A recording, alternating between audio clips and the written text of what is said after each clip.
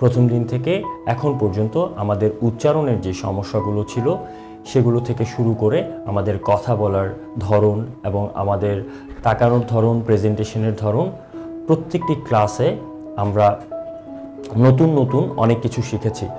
Field পর্যায়ে আমরা শিখেছি কিভাবে রিপোর্টিং করতে হয়, কিভাবে রিপোর্টিংয়ে ভালো করতে হয় এবং আমাদের মধ্যে যে জড়তা ছিল সেই জড়তাগুলো আমরা এই মাস্টার মিডিয়া ইনস্টিটিউটে এসে অনেকটাই কাটাতে পেরেছি বলে আমার মনে হয়।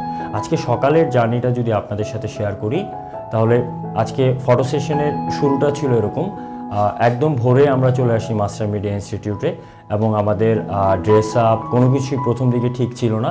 পরবর্তীতে আমাদের এখানে যে ইনস্ট্রাক্টররা ছিল তারা আমাদের সব কিছুই গুছিয়ে দেয়। এরপর এখন রাত সম্ভবত 9:30 আমাদের ফটো সেশন প্রায় শেষের দিকে।